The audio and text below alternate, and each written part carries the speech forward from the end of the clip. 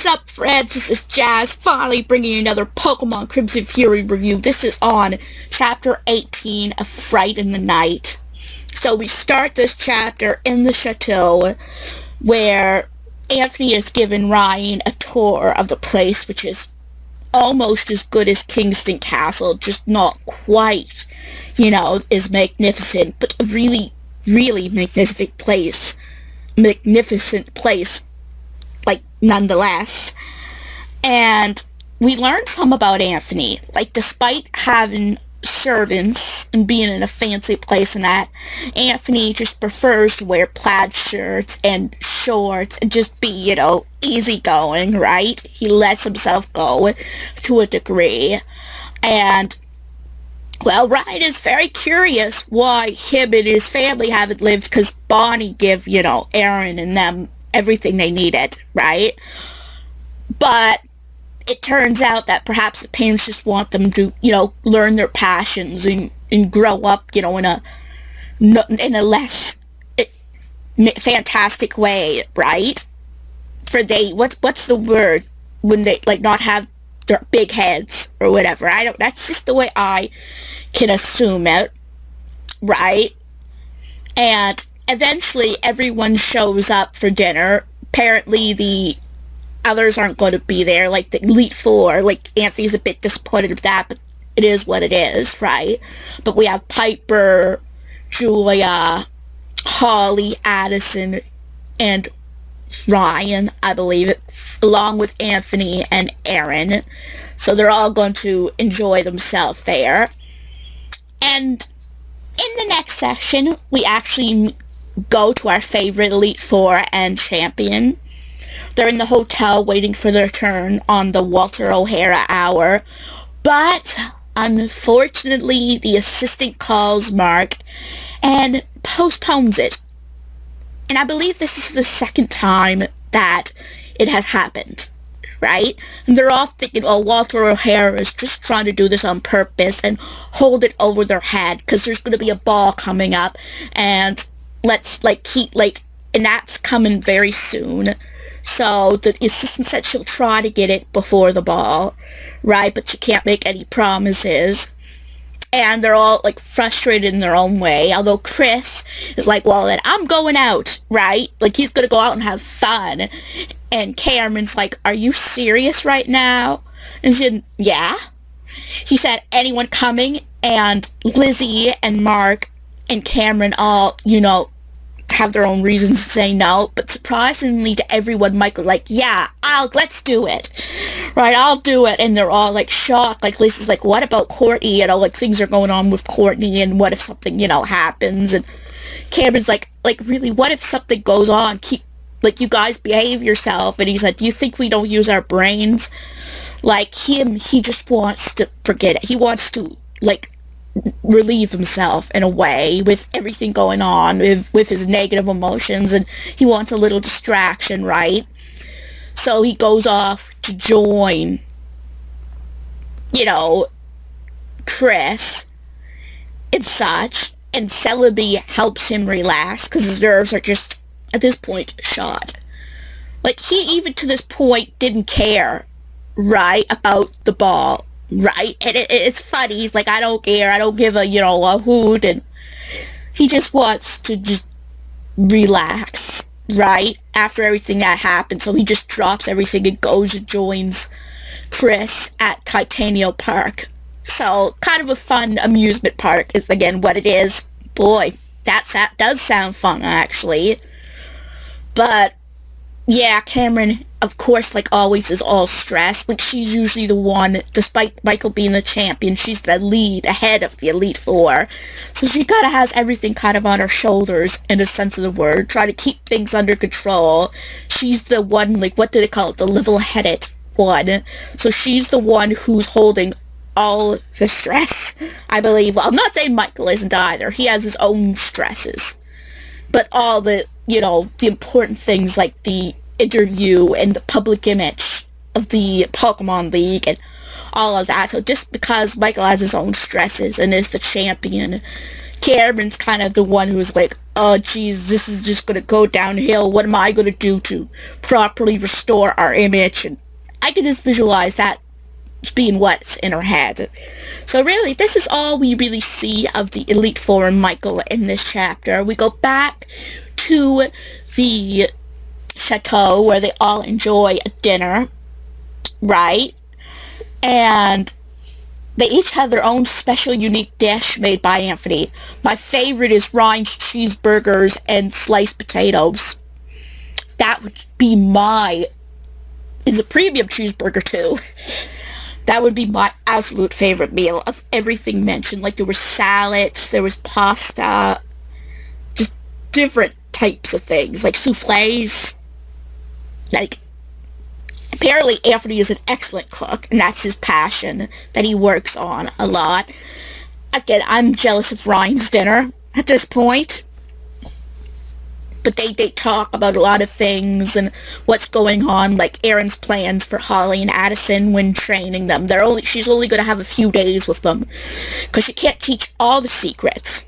They have to find their own, right? And they agree to that, right? They're happy just getting any input from a great former contest star that trained the queen herself, Piper.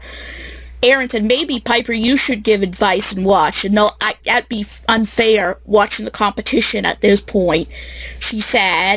And then Julia's like, oh, you're probably just going to win the 6th time in a row. She said, hey, one of these two could really beat me or out-champion, me. Right, and originally everyone's getting ready for bed, and Julia's going to leave saying Michael's probably going to just be finishing the segment with the O'Hara hour, and Piper's like, oh, you didn't get a message?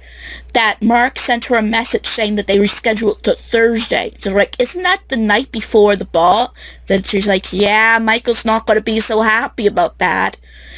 Right, and so they all convinced Julia to spend the night. Maybe she can keep Ryan company the next day when Erin's ball gowning the girls, which is their plan, because the ball is one part of the, whole process of the contest, obviously, like we've learned earlier.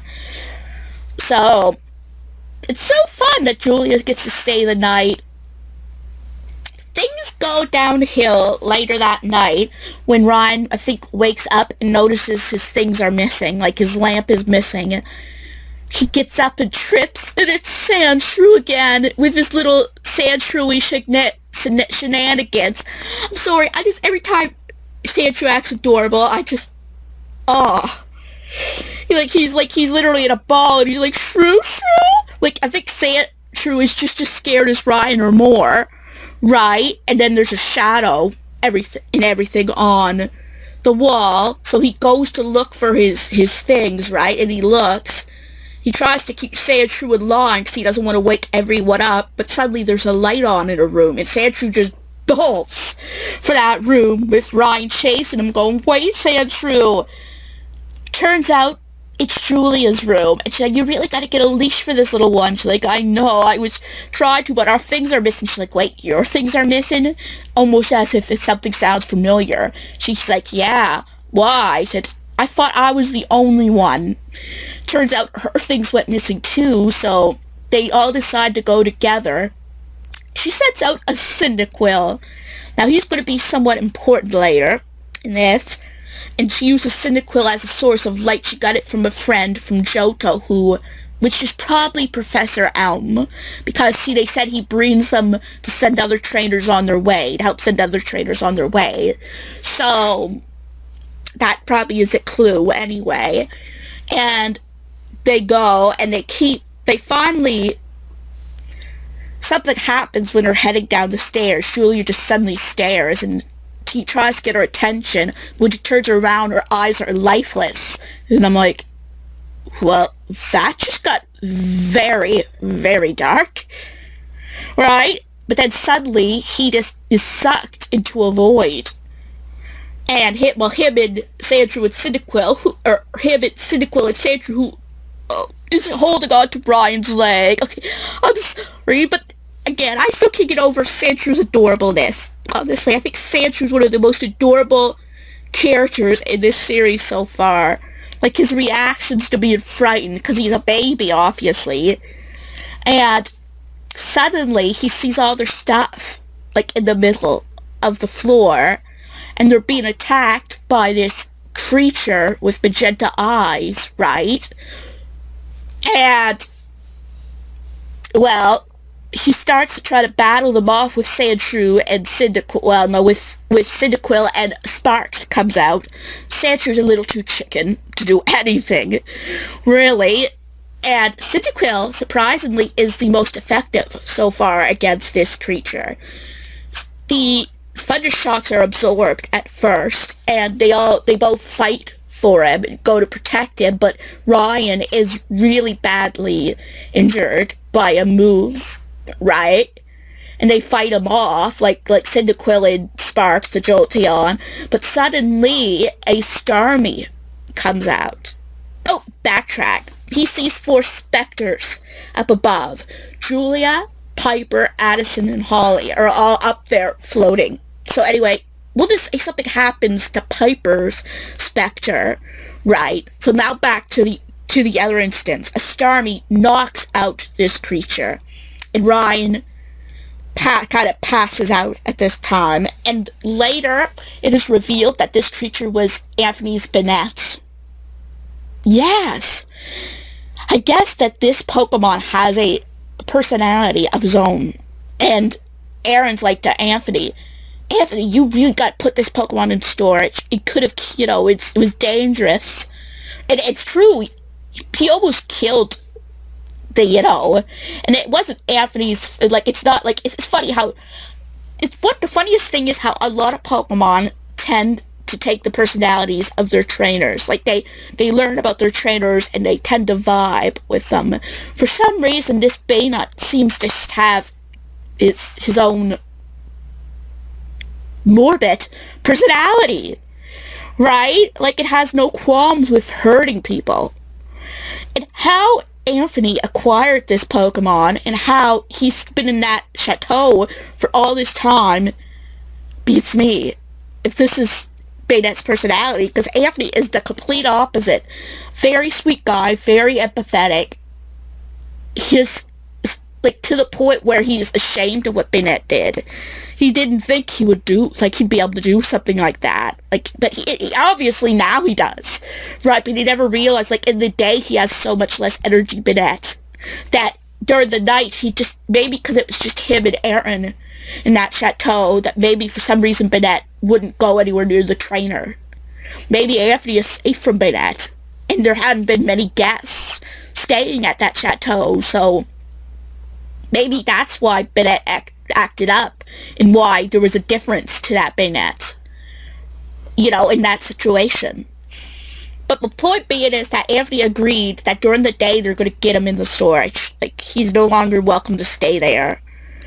And Piper managed to wake up and managed to figure out what was going on and save Ryan. That was her Starmie, right, that saved the day. And she ran to get the other's attention, or Julia did, one of the two, right? And they managed to go and help Ryan up. And they did decide to tell him what happened. They may not, I don't know if they agreed to let the girls think it was a dream, Addison and Holly, but Ryan, they say, deserves to know what happened, because he was a hero. He stood up for them and helped fight him off until Piper was able to go and save the day. So, yeah, I mean, Banette is the type of Pokemon that I believe has that personality, a mischievous or almost malevolent personality. So, yeah, and it's so funny that Anthony, of all people, owns that Pokemon.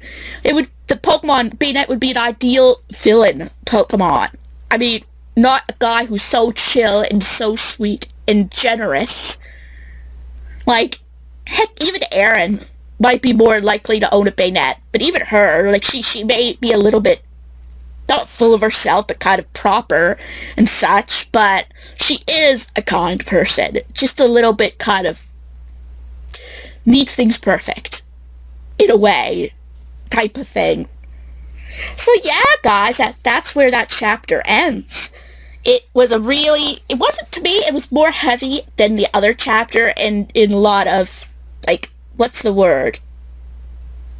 Oh, right! Something I did forget to mention that I skipped past, but I'm not going to completely forget about it. Holly and Addison, before all this shenanigans happen, have a talk, and Holly decides to join Addison and Ryan on the journey rather than Addison leaving Ryan and going with Holly. That way she could still support her best friend Addison, and Holly can keep them in line. So they're all going to go on the journey together. Alright, back it up. So, again, there was not as much exposition as some chapters go, but it was still heavier than the last chapter, so it was harder. Like, I almost forgot that important part right there. But I didn't. I remembered. I'm new to getting back into this. But I really liked this chapter. It was a spooky little fun chapter. It was light in some ways. Like, it wasn't as heavy-hitting in the content. And it was more like, to me, it kind of was like a Scooby-Doo type of thing. Only you don't unmask who it is. It wasn't Anthony in a bayonet costume. Okay, now I don't think a person in a bayonet costume would be able to do any real harm, actually, but man, that would have been funny. But no, I absolutely loved this chapter. As I said, it was just the right amount of exposition and, fun, right? Even though it could have been really dark, right? Everyone ended up okay, despite they said Julia having lifeless eyes, right? So anyway, guys, if you enjoyed having this chapter, give it a big thumbs up. And if you're new to this channel, like what you see, please subscribe and help this channel a lot. And don't forget to hit the bell notification so you know when new videos are coming out. And I'll see you guys in my next video.